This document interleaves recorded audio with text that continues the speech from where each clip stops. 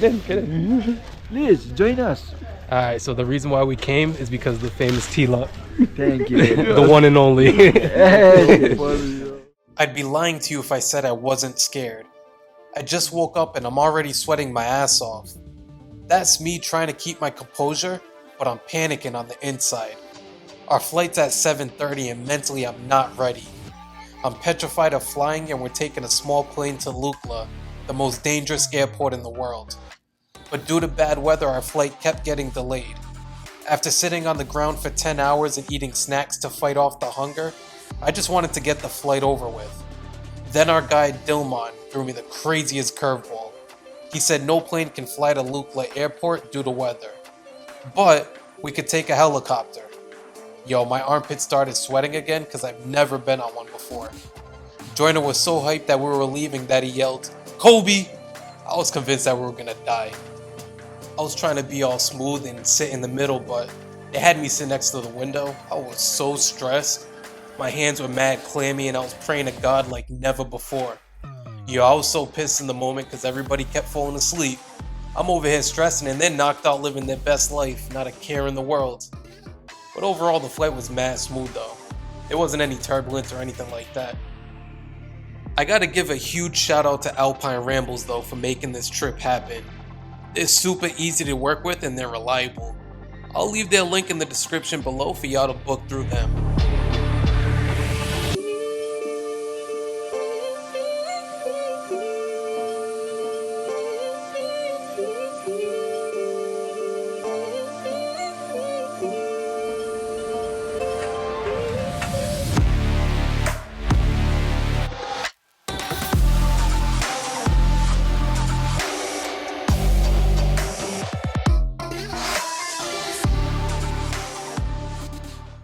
The moment we got off the helicopter, the elevation hit me. So back home in Boston, the average elevation's 50 feet above sea level. In Kathmandu, it's 4,600 feet above sea level. And here in Lukla, it's 9,300 feet above sea level. I felt so nauseous and I felt like I had 100 pounds being pushed down on my shoulders. I ordered garlic soup and egg curry. I felt great after I ate that. Dilman warned us not to eat meat up here because there's a good chance it won't be fresh. There's no roads up here, so all the food is carried up by people. I didn't want to take any chances here, so I went vegetarian. One person who came here said they got sick on this trek. They took a helicopter back to Kathmandu and when they got the bill, it was $2,300. That was on my mind the entire time. I'd crawl back before I paid that money. This is the moment it hit me though. This gate is a start to base camp. We're so close yet so far, I'm operating off adrenaline. Buddhist flag, guys. So this is the Buddhist flag.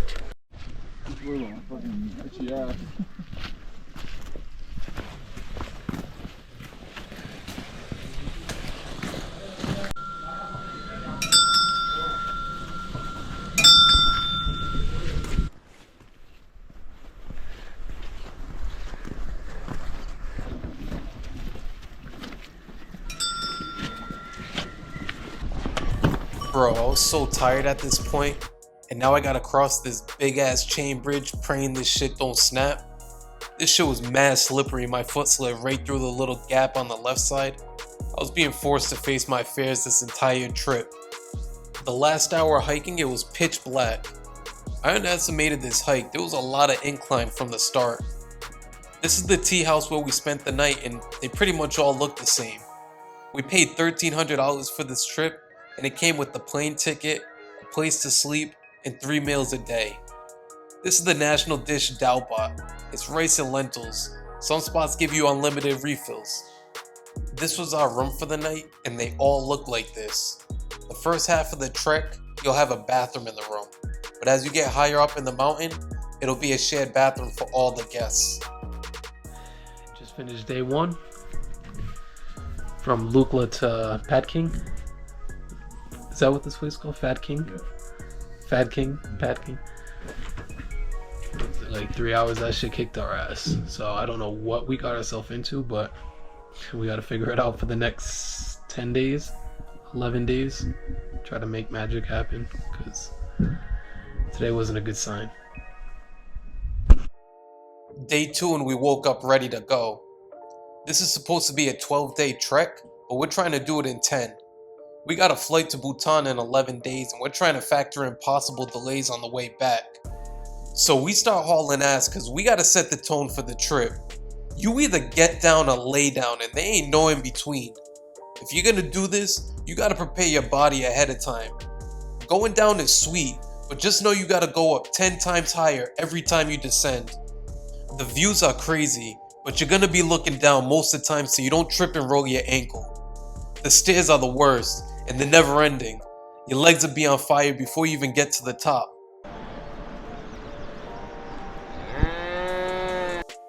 The Nepalese people are some of the most religious people on earth. When you see these stupas, you always stay to the left. Day 2 going to Namche is the hardest day by far. It's supposed to be a 6 or 7 hour hike with the steepest incline. I'm so tired, I'm not even scared to be on this bridge anymore. Looking back, we definitely forced it. We blew past everybody that we saw back at the tea house. Other groups were taking 10 to 30 minute breaks. We stopped for a minute or two and we kept going. This is one of like 3 or 4 checkpoints. Your guide takes care of it for you while you rest and refuel. Day 2.5, already kicking my ass. I lied, halfway through day 2, kicking my ass.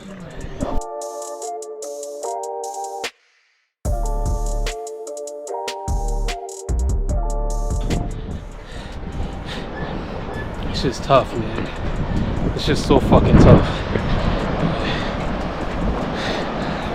Literally just take your time. Fucking hike for like 30 minutes, an hour max. Take like a 10-minute break or something like that and keep going.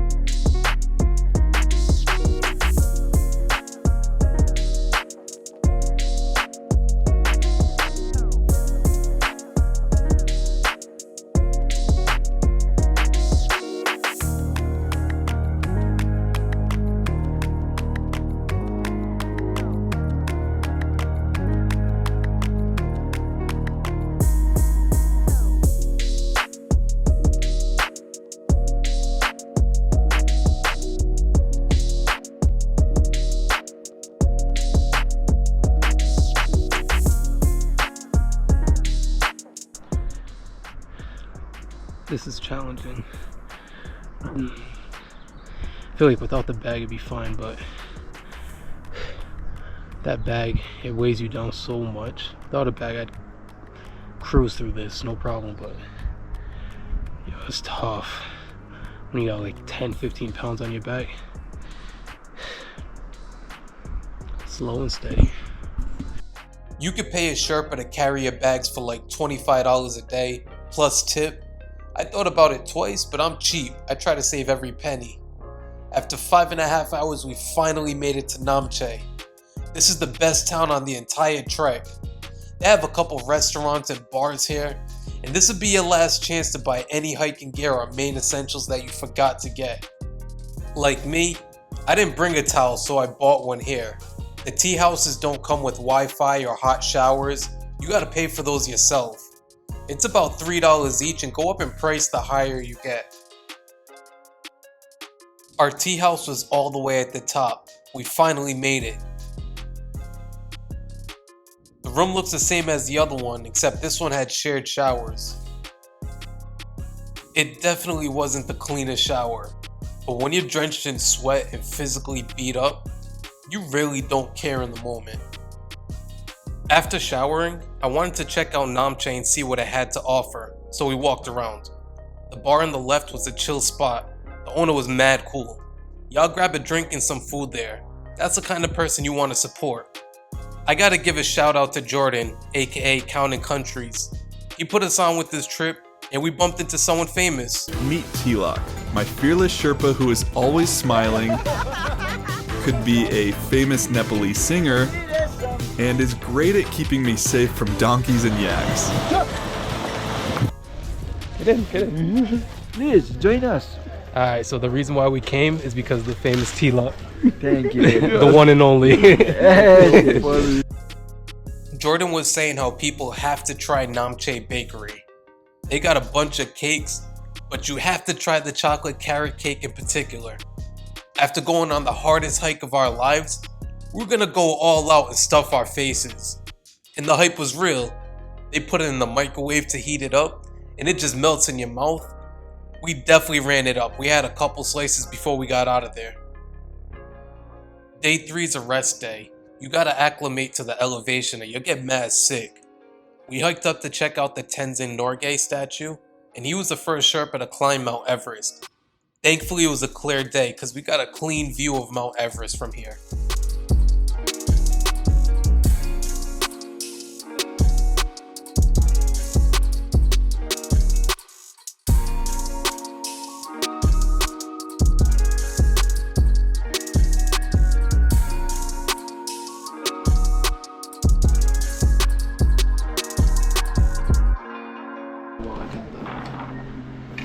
Try this chocolate cake. My boy. The Roadrunner. Good? Tastes like the carrot cake. Really good. It's good. Yeah, we doubled down and went again the next day for some chocolate cake. Don't judge us. We went back to the tea house for lunch and I got egg and vegetable fried rice. Let me put y'all on though. After we got to base camp and made our way back down, I got a chicken burger from here. Yo, that was one of the best burgers I've ever had. The rest of the day, we just walked around and did nothing. At night, we hit the bar and got food and played pool. That's it for part 1. I appreciate y'all for tuning in. I'm gonna drop part 2 real soon, so please subscribe to the channel so y'all don't miss out. I'll see y'all again real soon. Y'all be easy.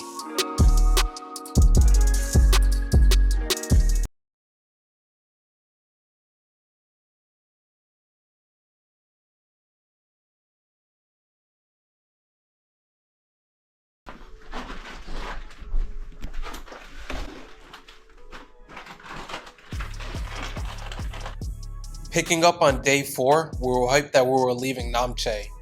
We knew this was going to be a long day, because it was going to be a 12-mile hike to Pangboche. Things were off to a good start because the weather was perfect and the views were viewing. The incline in the beginning wasn't bad at all, and you can see that there's stretches of the trail being flat. The thing about the hike today, you'll get stretches where it's flat for 30 minutes to an hour, so you're chilling. But then you'll go through stretches with steep incline for 1 to 2 hours.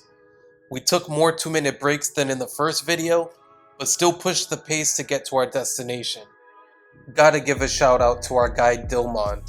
A full-time Sherpa and a part-time dancer, this man does it all.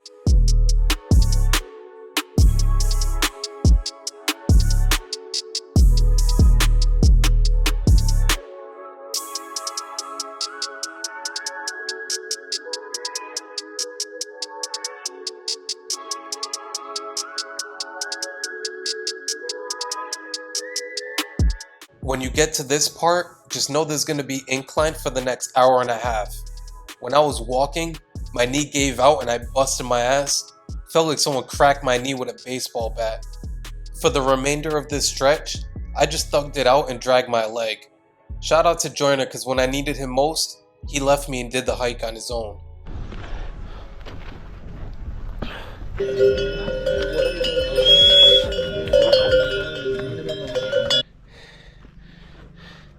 So fucking hard on my knees, hurting. Got a bum knee. Fuck. Got another fucking 3 hours to get to our destination. I might not make it.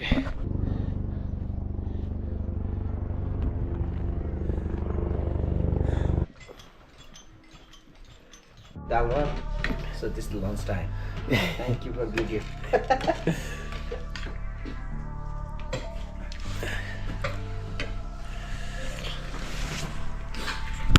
After lunch, we continued trekking. That 30-minute break was everything. My knee was basically numb at this point. Thankfully it was mostly flat or downhill from here, so it was easier for the rest of the day. I was scared of these chain bridges at first, but now it's a breeze. My thoughts of these bridges collapsing didn't exist anymore, but the way I was feeling, it wouldn't have been the worst thing if it did. We walked by this Japanese guy that was hiking back alone. He was around 60 and he was sucking wind. He asked us how far he was from Namche. I felt so bad because he had like 5 hours to go. Namche Pangboche. Taking a break, a much needed break. It's Yeah, not too much of an incline. About an hour. About an hour.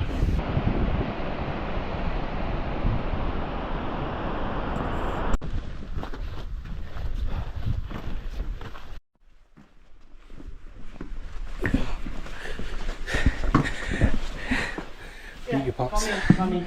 Beat Have you. a seat. So finally to the Pangboche.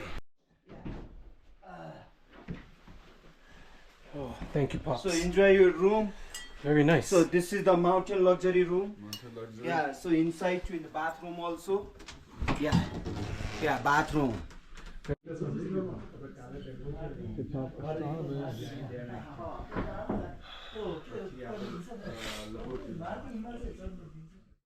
When I woke up, my knee was back to 100%. Going forward, I learned my lesson to take my time going uphill or downhill. Just take your time, even if you can pass everybody. It's funny, I just noticed this on camera right now. I didn't even know dude at the end was peeing. I was so locked in and zoned out at the same time. Yo, we got lucky the weather was perfect every day. We went in May, right before the rainy season. For 90% of the hike, I didn't even need a jacket, I definitely overpacked. Taking a rest break because my boy Jordan is hurting. Otherwise, we'd be moving. So he's holding us back today, but it's alright. I was holding him back in the beginning, but it's not how you start, it's how you finish. So I'm gonna beat him.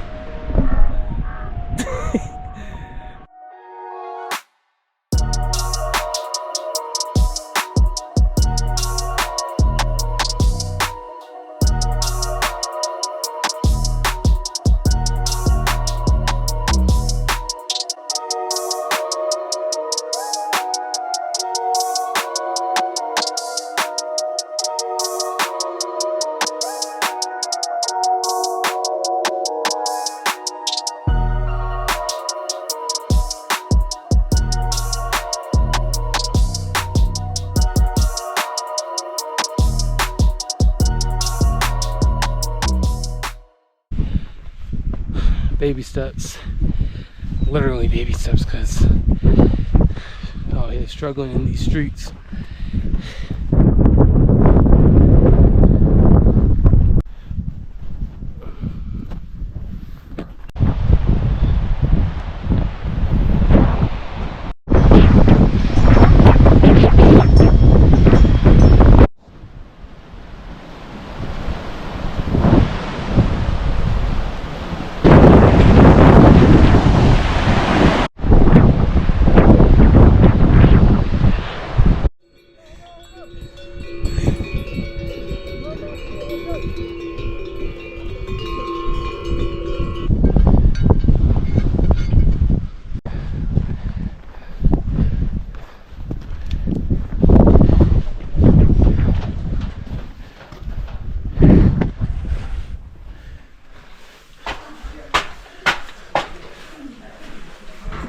Yeah, have a seat here inside.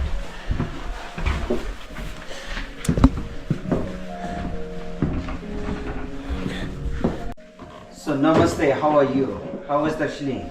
I feel good because I'm being led by the master, the mayor, the Tiger King.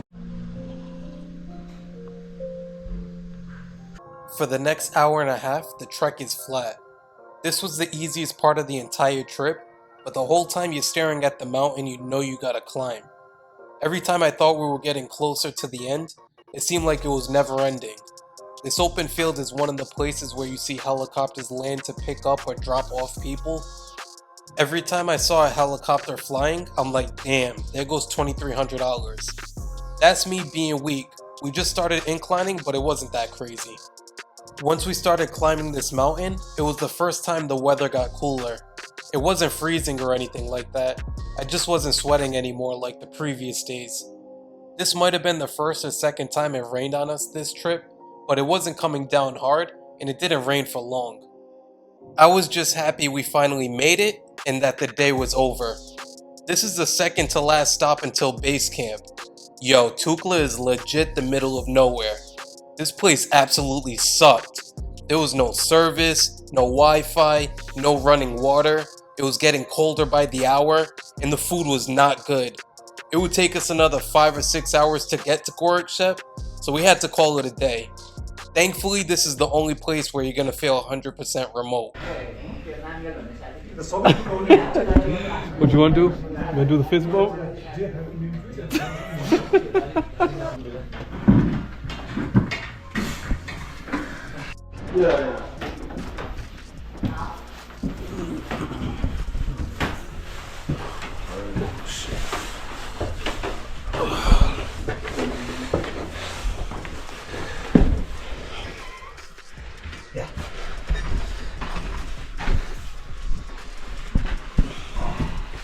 So you want to take time off? Up to you, okay? We expected the bathrooms to look like this eventually, but it's not the greatest, obviously. Like, imagine trying to take a shit in this one.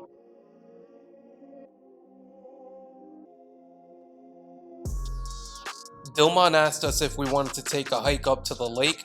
It was like 45 minutes away. There's nothing else to do, so we said yeah. Once we got there, that shit was frozen. I was like, that shit was pointless. On the way back, Joyner ended up hurting his knee like I did. A little bit of karma, but he thugged it out.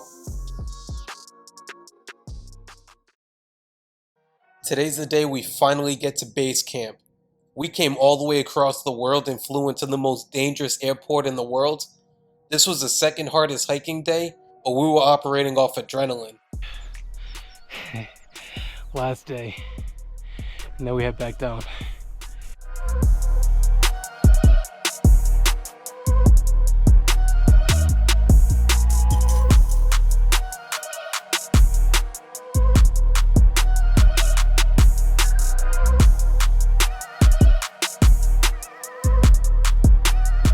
We're at the Dilman. This is the Memorial Park.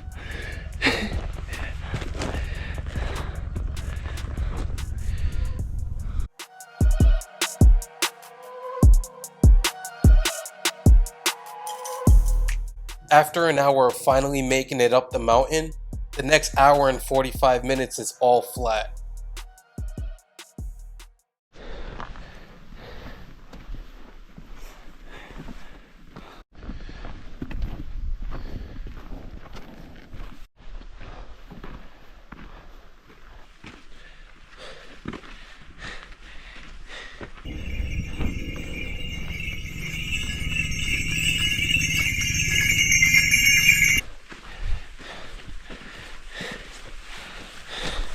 Leg is now good. It's okay. Yeah. This really helps, and the pain Nice, went away. nice. So we're lucky.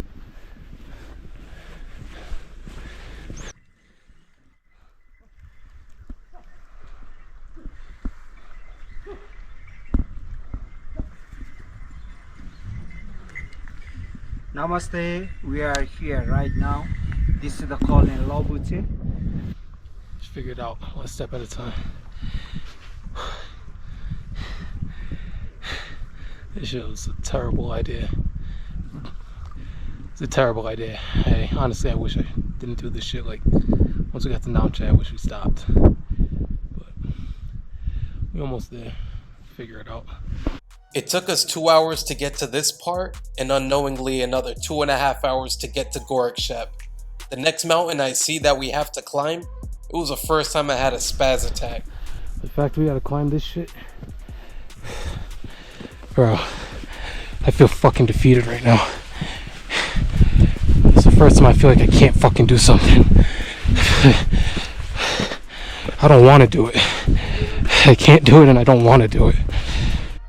It only took 20 minutes to climb. I was definitely overreacting. Here's a clear shot of Mount Everest. It looks smaller than the other mountains because it's further away. We got lucky because we got to see a rainbow up here. I don't know how common it is, but the views were incredible. This lady pissed me off because she rode this horse the whole way. Like, if you're too fat to hike it, then take a helicopter. We finally made it to our last stop, Gorkshep. This is where you'll spend the night. I thought the day was over, but after you eat and put your bags in the room, you have to hike another hour to base camp. Well, probably should have been a 6-hour fucking hike.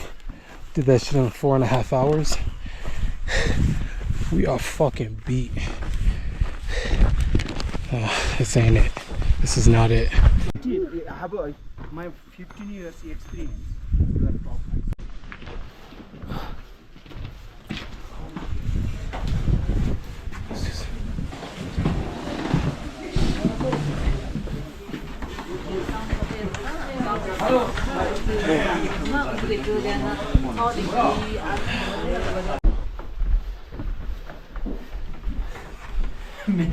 This is a really nice room.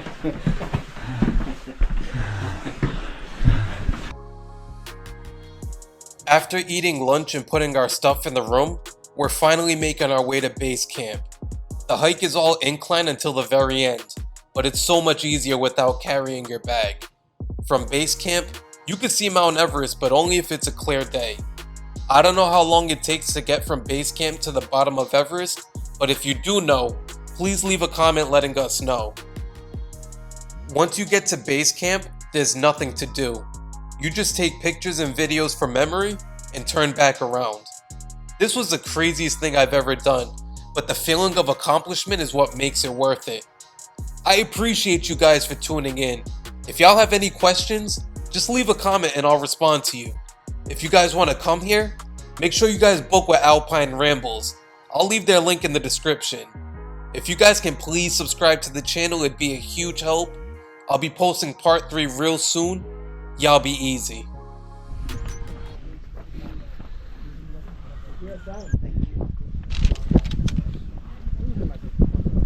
So you can go a little bit.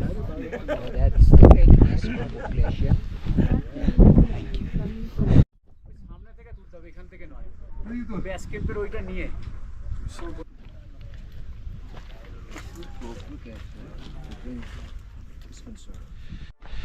Day 1 heading back. It's just gonna be a fucking bitch heading back.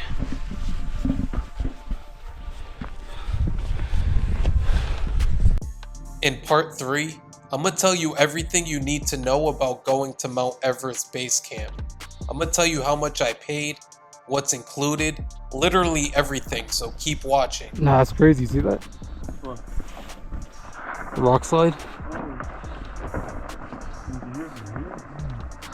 I didn't do any special training. I just walked 3 to 5 miles every day for 6 months. Ain't nothing like some flat land for the next hour. We got this. They don't know us. They don't know us. 'Cause we smoking everybody. Everybody. Everybody's getting smoked. I'm telling you, man, y'all gotta hop on that McDonald's game plan. No, no, Make sure you get that Big Mac, no, extra pickles, extra mac sauce no. with the extra large Dr. Pepper. That's gonna. You wanna be strong like me? You wanna finish this like me? You make sure you hop on that McDonald's game plan. Don't You listen condone to him. the journey. You come in second place. No. Chilling with the Prime Minister himself, El Capitan, Capitan. El Jefe, Lobuche. Yep.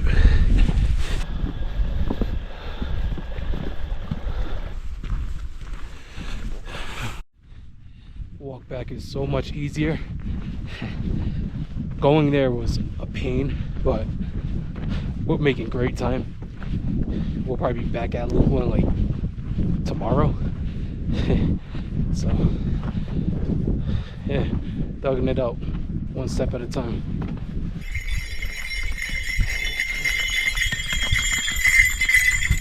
Going to Mount Everest Base Camp is more affordable than I expected. I flew from Boston to Kathmandu, Nepal for $1,100. I highly recommend spending a couple days in Kathmandu. There's a lot of things to do and it's really affordable.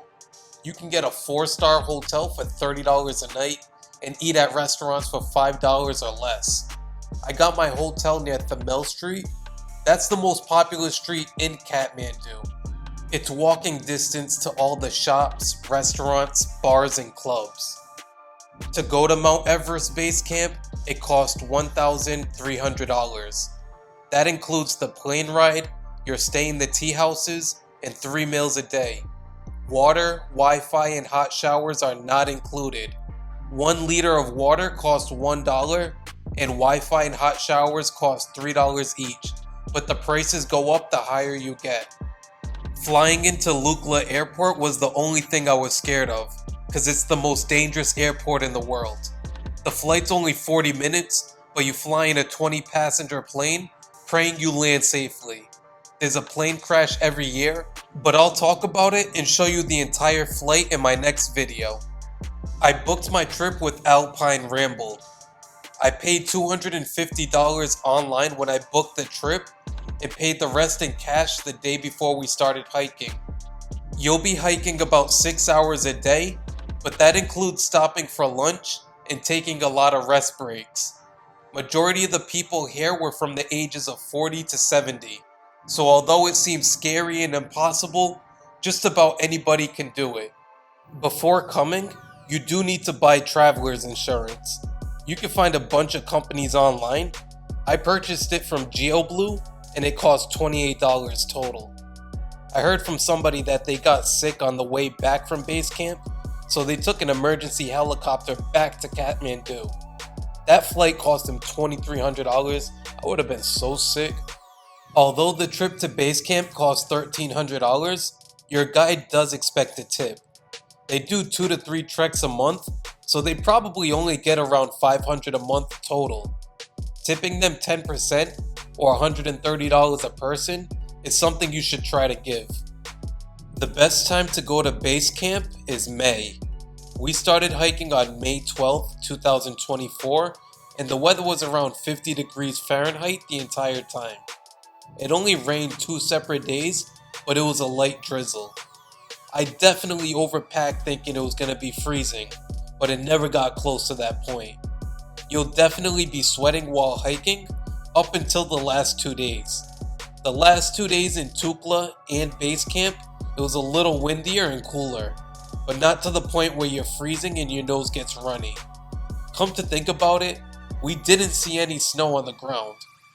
I'd recommend bringing a jacket, 2 hiking pants, 3 or 4 shirts, a couple socks, and underwear. Then bring either sweatpants or shorts and a long sleeve shirt for bed. That's really all you need if you go in May. I brought like 4 extra sweaters, 2 extra sweatpants, and like 7 long sleeve shirts, thinking it was gonna be cold. It was a huge mistake because I was stuck carrying all that dead weight. Just hiking to base camp is about 32 miles. My bag weighed about 10 pounds, so hiking 64 miles uphill and downhill is a lot. Pack as light as possible. If you don't want to carry your bag, you can pay a Sherpa to carry your bag for you for about $25 a day, not including tip. Something I wish I knew to bring ahead of time was a towel. I only showered 3 times up there, but they don't provide them to you. I bought a towel at a village called Namche. That'll be your last chance to buy anything you forgot, like jackets, gloves, snacks, towels, literally everything. This is where I hurt my knee, but I feel good now. Knock on wood. Heading to base camp, there was a point where we were going downhill and my knee gave out. I busted my ass and basically had to drag my leg for the next 3 hours. We were speed walking the whole trek, passing everybody. Definitely not a good idea though, so just take your time.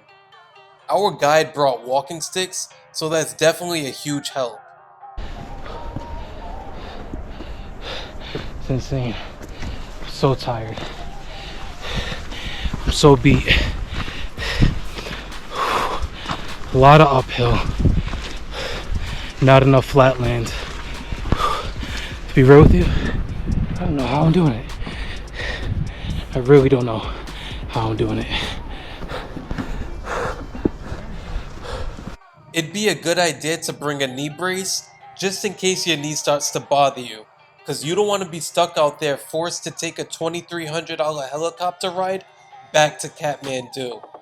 Bring headphones and a portable phone charger if you have one, because you'll be hiking for about 6 hours a day. Music helps when you get in a funk. You should definitely bring snacks. Protein bars, candy, chips, cookies. There's gonna be points where your energy's low and you need a quick sugar boost. I fucking made it finally. We finally made it. That was tough. That was real tough.